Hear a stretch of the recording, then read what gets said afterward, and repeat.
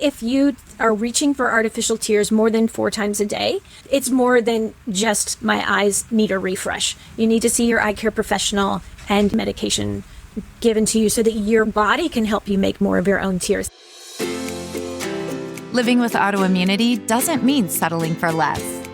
Inspired Living with Autoimmunity is the show for high achievers who want the energy and vitality to live fully, not just manage symptoms. With your host and autoimmune coach, Julie Houghton. It's time to take your power back. Welcome back to the Inspired Living with Autoimmunity podcast. I'm your host, Julie Houghton. In today's episode, I'm talking to Dr. Pam Theriot, a dry eye specialist who opened my eyes to how our digital world is quietly damaging our vision and what we can do about it. In this conversation, she breaks down her 4-step daily eye care protocol, shares essential makeup rules, and explains why people with autoimmune conditions need extra protection. We cover everything from recognizing symptoms beyond just dryness to nighttime strategies that can prevent long-term damage. This isn't just about comfort, it's about protecting the one part of our body we can't replace. Dr. Theriot, welcome to the podcast. Thanks so much for having me today. I'm so excited for this conversation because we're going to get into why so many people now are experiencing dry eye, but especially people with autoimmunity, with just living with that chronic inflammation. So I was one of those people. So I'm excited. I'm excited to learn along with you, with the listeners. So share with us. I do believe you are the first optometrist we've had on the podcast. So woohoo! And I'd love to just have listeners get to know you a little bit and then share your journey of, how did you create your specialty? Absolutely. Well, I'm so thrilled to be here today, and especially with your listeners in particular, because dry eye symptoms are so prevalent in our autoimmune patients, and patients with autoimmune disease are the biggest portion of my dry eye practice. Aha. I wouldn't say that autoimmune patients make up the biggest majority of dry eye patients, because probably the biggest majority are people who are using digital devices all day long. But my practice where I live in Louisiana, and because of the age of my practice and the specialty that we're in, my patients primarily have autoimmune diseases. So your people are near and dear to my heart. We're your people.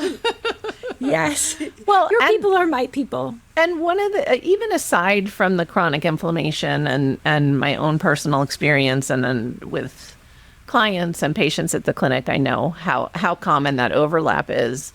But I've heard you talk, like, these are no matter what, because those of us with autoimmunity, we don't live in a cave. We are on devices. We are doing the same things, hopefully to a lesser degree, that the rest of the world is doing. And that's why, to me, this is and I'm a mom. I have 3 grown kids. Like, it's such an important conversation because modern times have changed. Right. And we're using our devices, the demands that we have on our visual system and on our eyes themselves are so much more demanding than they were 20 years ago, which brings me to the point of, like, how did I become a dry eye specialist? And it doesn't it always go back to you, right? Of course. It goes back to me, my own experience, and we'll make a long story short, but 20-something years ago, my husband was in the military. He was at active duty Air Force, and we moved to New Mexico. Wow. For the first time I lived in the desert, and I was a newly born optometrist. It was my second year in practice. I was so excited to be an eye doctor and to get into treating patients for the first time. And we landed in Albuquerque, New Mexico, and within 6 months, I could no longer wear my contact lenses. I couldn't wear eye makeup on my eyes. I was sitting in front of my patients with makeup running down my face, big clunky glasses on, and feeling like a fraud because the climate had put at that point, probably like 20-year experience of wearing contact lenses. Now I'm in the desert. Now I'm trying to wear them 16 hours a day, going to work. Now I'm in this dry, arid atmosphere that just put me over the top. So I could no longer do the things that I thought were making me look professional. And that's where my love of dry eye was born. Well, as somebody who's in Colorado, I get it. It's dry. Absolutely. The air matters. Yeah. Yes. And then especially, I love that you shared, part of the journey with the contact lenses. I went through a phase at one point trying to mess with contact lenses. For me, it wasn't I wear them when I scuba dive, and that's it. And they're super when I scuba dive, and and I'm usually not in a dry climate when I do that. So it's just not worth it. It was a choice. But so here we are, and now you're living somewhere with more humidity in the air. Absolutely. I'm assuming your eyes, you look beautiful. So I'm guessing you've figured it out and you've managed your challenges. Right? 20 years later, technology has caught up to us, but I've also completely overhauled how I treat my eyes on a daily basis. From the cosmetics and products that I put on and around my eyes no longer have toxins in them to bring down that level of inflammation. And I have a simple 4-step protocol that I use every day that love to share with your audience on how we can take care of our eyes just like we take care of our teeth. So important. I know I've heard you talk about that every 2-year-old in this country, at least, knows that to take care of their teeth, they brush their teeth, right? So what is, first I want to back it up a little bit, because we've kind of made reference to screens and modern times, and I want to talk about, kind of get underneath, because functional medicine, we gotta figure out the why. What is different in our eye health now that we're all spending so much time on screens? So the number one thing that is causing our eyes to be dry, relating to our digital device use, is the lack of blinking. So if you and I were sitting at a table enjoying some beverage together and just looking at one another in real time, we would be blinking 21 times a minute. Right now, we are on our computers, so we are blinking 7 times a minute. But if we were both on FaceTime and we had our phones in front of us, we would blink only 5 times a minute. So on average, you can see how quickly that blink rate decreases. And because of that, every time we blink our eyes, our eyelids come together, and that little bit of pressure of the upper lid touching that lower lid causes the oil glands that are inside the skin of the lids to express some oil.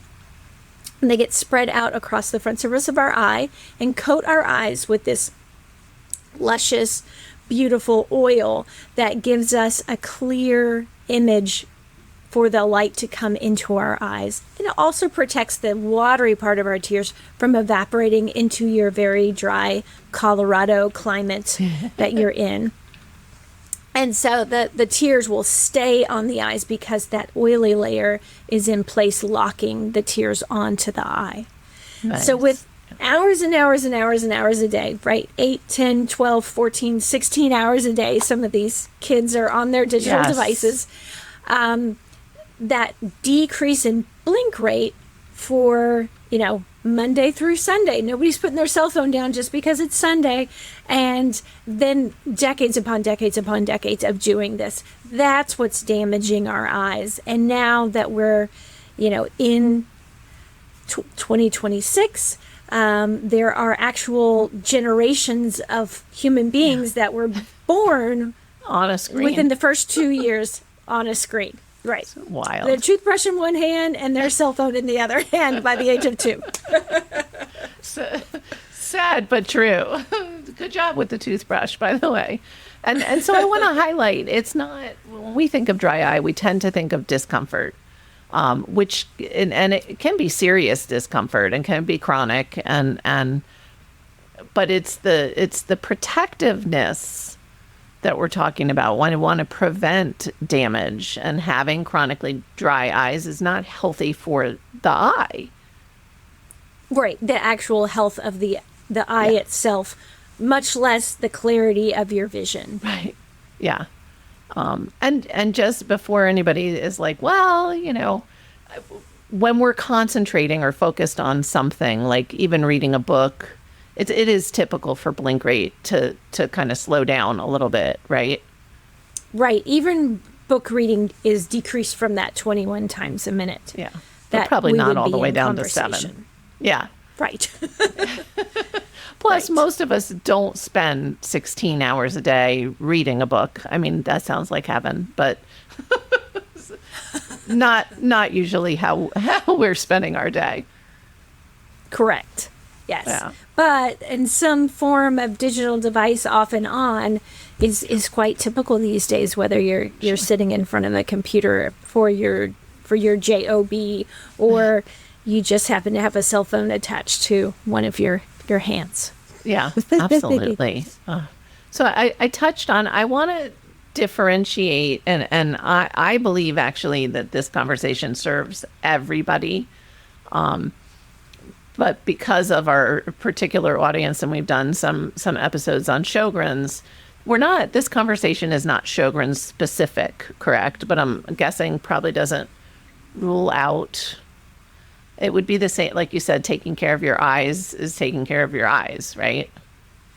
Absolutely. So our Sjogren's patients have more of a need to listen closely and follow the advice that we're going to give. But all of us, because we're all using digital devices, we can take some takeaways from this conversation. Our Sjogren's patients, unfortunately, don't make as many tears as the average person, and that puts them in a higher category of need. But the tips that we'll share can be used across the board. Okay, and before we get into because you have great tips, and I want to share your 4 steps. I know you have very good eye health habits that we can all develop, and it doesn't take a lot of time. But you mentioned makeup, and I love that, because again, it's whole health, right? So I love you already said, what's going on in and around your skin, your eyes, your body, to reduce the toxicity. But if somebody like me, who's just ridiculously careful about what they put on themselves, is clean eye makeup okay? Like, what are the do's and don'ts for the ladies out there? Absolutely. So let's hit my top 3 do's and don'ts. So as far as cosmetics go, if you put your makeup on, you must take it off. So at the end of the day, we are using an eye safe makeup remover. And I have a list of makeup removers and cosmetics that our Dr. Theriot approved that we'll reference at the end of our episode. And so if you put your makeup on, you have to take it off. So that's rule number 1. Rule number 2, mascara happens to be a woman's favorite cosmetic. Across the board, that's the one that we're all applying every day is mascara. So if you're using mascara, it cannot be waterproof, which some of my dry eye patients like to argue with me. Oh, but my eyes water, or I have to put my artificial tears in so many times a day. I want to use waterproof so that it doesn't run down my face. But the likelihood of a waterproof mascara having toxic ingredients in it is much higher than a non-waterproof mascara. And then the effort that you need to use to remove that waterproof mascara at the end of the day is more. So no waterproof. And then my 3rd cosmetic rule is no tight lining. So that's when you put the eyeliner on the waterline, which is where those oil glands that we were just talking about, the oil glands that release oil when we blink, they live on the waterline. So no cosmetics on the waterline, upper lid, lower lid, doesn't matter. No tight lining. Never even knew the name for that. So see, I'm learning so much. I can share with everybody. And not only that, but I learned about makeup today. But it makes perfect sense, right? Like, why would you want to occlude? Like, that's the whole point. Right, your oil glands. Yeah. Yeah. I love that. Okay. I love that you didn't say never, ever, don't do it.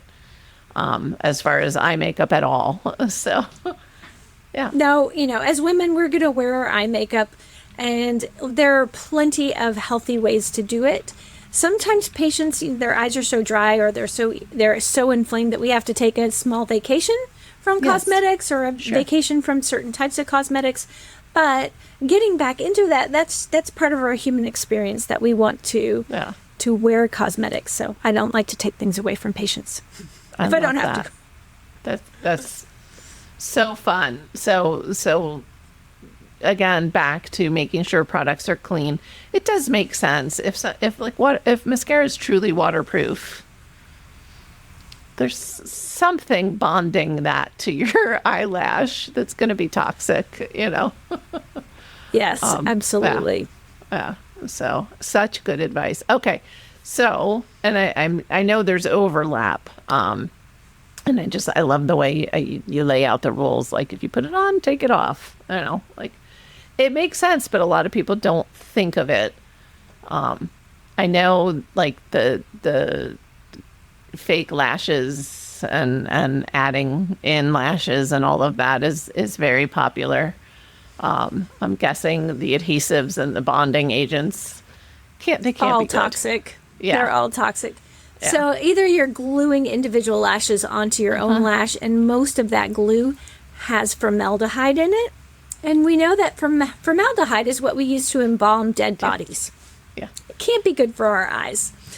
The other option is to use an adhesive that, sticks the lash line to your skin itself, and that can break down your skin barrier over time. So I like to encourage my patients to grow their own beautiful lashes, and by taking good care of your eyes and your lids, you can stimulate your own natural lash growth by removing those toxics and toxins in your cosmetics, and then using some conditioning solutions to the lashes at bedtime, and your lashes will just grow more beautifully. And that actually works? The conditioning solutions? Absolutely. Wow. Yep. Nice. And they are on my list, so stay tuned. We will download. This is like, we should also have, like, as the aside, and it's the beauty episode. This is great. It is so funny, though, even, women experiencing hair loss and like the impact that toxins have on our body, and just often, like you said, going back to nature and supporting what our body naturally does, which is make new hair, make new lashes, So I love that your approach is very well aligned. That's fantastic. So what are your 4 steps that I'm guessing are really a must for everybody for long-term eye health and combating this challenge that we have now with the dry eye? Absolutely. Well, since your listeners haven't heard me tell this story a million times like you have, no. Let's talk about the fact that, as we mentioned earlier, that we all know exactly the steps on what to do to take care of our teeth, right? Yes. So if we were to ask your audience what is their biggest fear in life, after death, most Americans say the loss of vision. And we all know what to do every single day to take care of our teeth, even though if they fell out of our head tomorrow, we could get new ones. Right. It might not be painless, it might not be easy, it might not be cheap, but we could indeed get new teeth. Right. If our eyeballs were gone, they would be gone. So we use 4 things to take care of our teeth every single day: a toothbrush, a toothpaste, mouthwash, and floss. And so I have 4 things that I'd like you to use to take care of your eyes every day. They start with artificial tears or lubricating drops. I prefer patients to use a preservative-free lubricant. You can get these at the drugstore, the grocery store, the pharmacy. Artificial tears, that might be something that you just want to set by your workstation so that throughout the day you're working along, click, click, click, and then you put in your artificial tears to give yourself a little boost of hydration. Nice. Number 2 is to cleanse the lids and lashes. Yes. So just like our teeth have a biofilm on them, and that's why we brush the bacteria away twice a day, we want to cleanse the lids and lashes. Dirt, dust, debris, pollen, and bacteria are hovering in our lashes and on our eyelids. So at the end of the day, you've removed your eye makeup, and then you follow that up with a cleanser that is made specifically for the eyes, not a baby shampoo, not your face wash, but a specific eyelid and lash cleanser. Again, you get that in the same aisle at the grocery store that you get those artificial tears. They're right there, all in the same place. And they're not toxic? Correct. Yeah. These are specifically made for the eyes. The skin of the lids is the most delicate skin on the face. It is thinner than the other skins. It has different types of oil glands in it that we need to preserve those oils so that the skin doesn't dry out. So, gotcha. That's step 2. Okay. Step 3, all of you computer users are going to love this step, which is to use a warm compress. Because of those oils inside the eyelids that are supposed to come out as we blink, they can harden, get thickened and harden inside those oil glands. So if we use a warm compress, it helps to soften those oils. And then we do some blinking after we've done the warm compress. It helps to get those oils out of the oil glands and onto the front surface of the eyes. But in general, that warm compress feels very soothing and calming to the front surface of the eye, especially if your eyes are tired at the end of a long work day. It's a great time to like meditate or just turn inward, chill. Breathing. Yeah. Yes. And you have, it's very specific though. Yes. Temperatures and the warm compress. So it needs to be 108 degrees for about 10 minutes. And there are many of these masks available. If you were to put warm compress eye mask into the search bar on Amazon, you could have one that plugged in. There are air activated masks like a hot hand that you can just open them up and they're disposable. And there are ones that go in the microwave as well. But 108 degrees for 10 minutes is the scientific numbers that we're looking for. Okay. And is it one of those like wherever it fits in your, like to me, I picture that as an evening thing because it sounds so relaxing. But does it matter like wherever somebody will? So many habits, at least health related. It's like, well, when you'll do it is the best time to do it. Is that the same with the eye mask? Absolutely. Okay. It doesn't matter specifically which time of the day, Okay. Whether morning and in a midday break, just to close your eyes and put that warm compress over, or at the end of the day. Nice. And then step 4 is probably your favorite, which is to use a nutraceutical to give your body the building blocks it needs of healthy tears. And it used to be more than a year ago that I would only ever talk about omega-3 fatty acid supplements. So that because those are the building blocks of the oils that coat the front surface of the eye. And that's what we had available as far as an eye nutraceutical.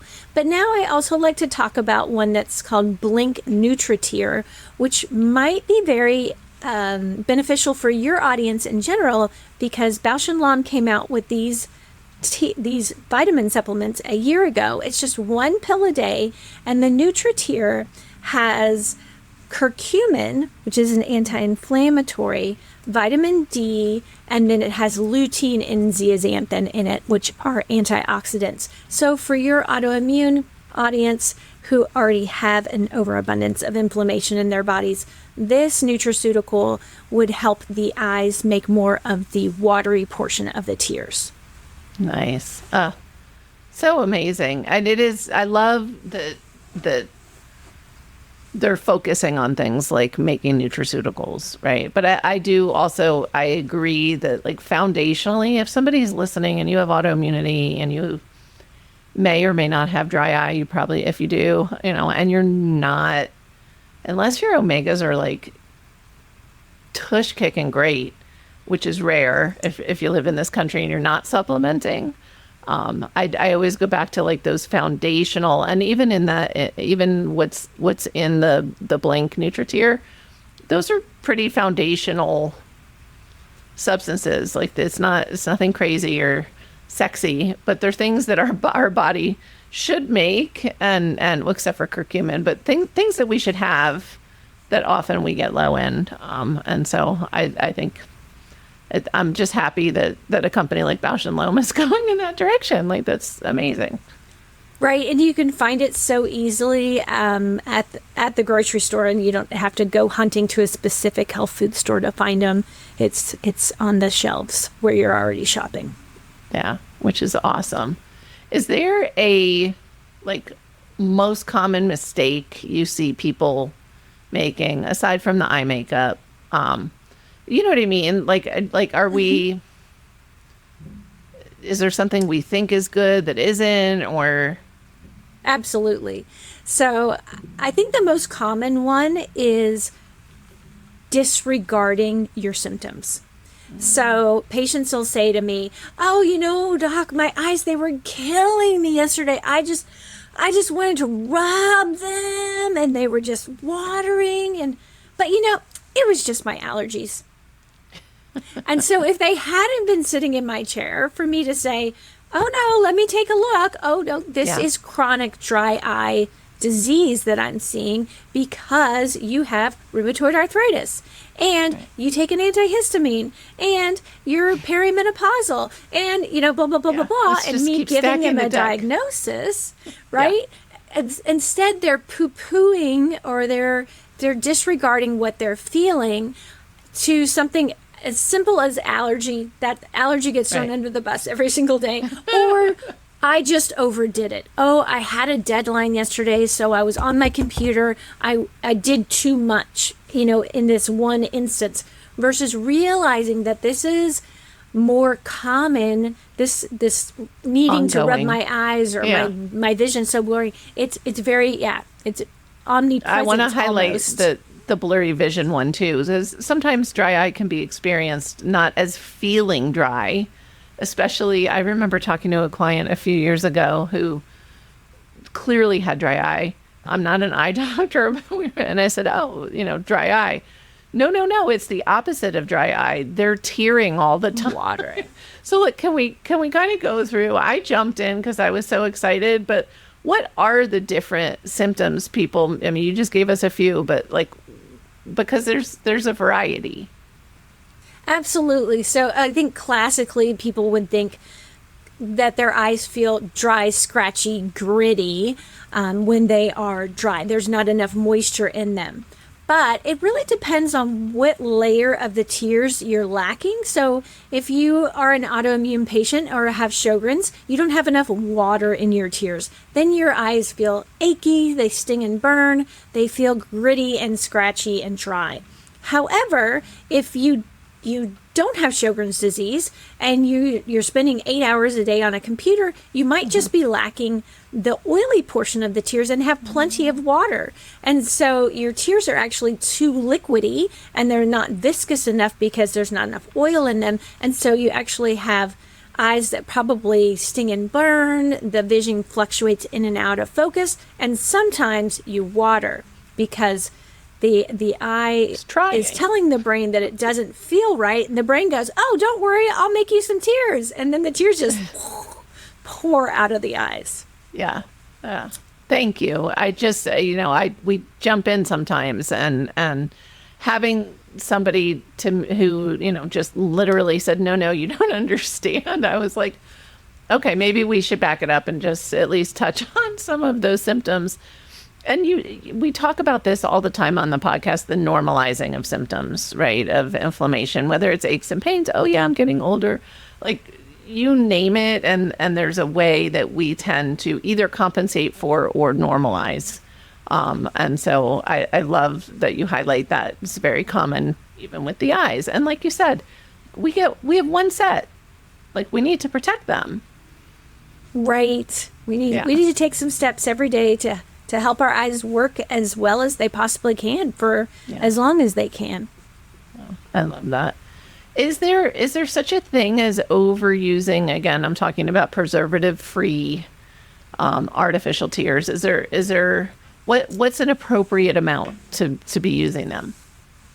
Right. So I think that if you are reaching for artificial tears more than 4 times a day, it's more than just my eyes need a refresh. You need to see your eye care professional, and you need to have a prescription medication given to you so that your body can help you make more of your own tears. And for your audience especially, they must be getting annual eye exams.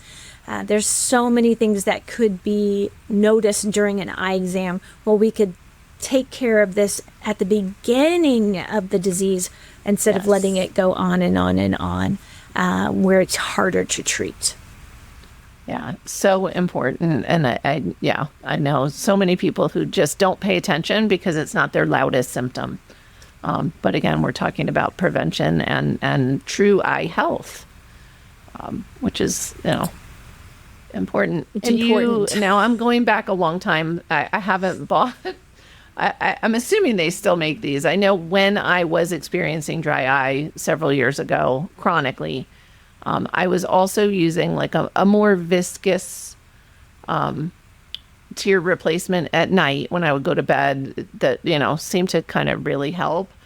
Are they still around? Do you recommend those? Is that? Absolutely. And especially in drier climates like you live in, or here in the winter time when we have our heaters going and the air in our bedrooms is so dry. I recommend 2 things. Number 1 would be an ointment or a gel drop to use at bedtime. And you do truly want to just wait until you're ready for bed, because once you put that viscous drop in your eye, you can't see very clearly. But the second thing I would recommend is to wear a sleep mask. So just a cloth mask over the lids, because you'd be surprised, especially as we get into our 60s and 70s, the eyelids have a tendency to just be a little bit open at night, and having that covered can really give you a nice moisture barrier inside the eyes if your lids aren't sealing shut all the way. That is such brilliant advice. And so many of these things, we're not talking about, again, fancy, expensive hacks, or it has to be a special eye mask, or and if hopefully, maybe some of the things we talked about in the beginning of the conversation don't apply to certain listeners because their eyes feel great. That sounds like such an easy, inexpensive way to protect them down the road, because the goal is that we continue to age. So, and gracefully as well. Yeah. Right? Yes, that too. And feel younger, because why not? But yes, that is so amazing. Listeners know, and you already gave us this huge list, but I'm going to put you on the spot anyway, because listeners know I'm going to ask for one step. So it could be a repeat. It could be something totally different that they can take starting today to support their health. It could be whatever you think. The one thing, oh gosh, well, now I want to do 2 things. Everybody does. It's fine. The first thing I would say is, as adults, we still need 7 to 9 hours of sleep every night. I'm sure this is something that you've harped on more than once on your podcast, is closing your eyes for 7 to 9 hours. Since we just gave you those tips of putting that ointment in and covering your eyes with an eye mask, sleep 7 to 9 hours. Your body needs that rest, and your eyes especially do. But if there's one specific step that you could take just for your eyes, it would be to start cleansing them with a lid and lash cleanser. And especially for your audience with autoimmune that have more inflammation in their body than the average person.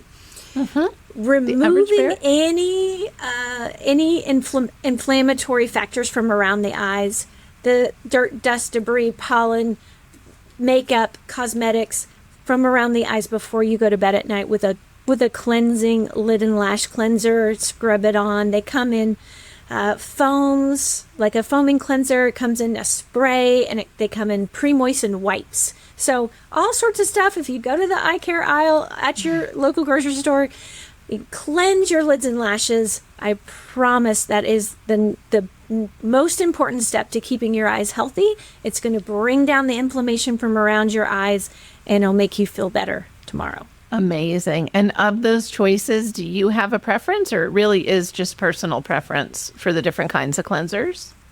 You know, I usually personalize it to my patients. The spray is probably the most gentle because it's an anti-inflammatory hypochlorous spray that just kills bacteria and viruses on contact. It's super easy to use, and it's gentle on the skin. So you close your eyes and just spray the hypochlorous spray onto your closed lids. That's the easiest one. So across the board, anyone could use that one.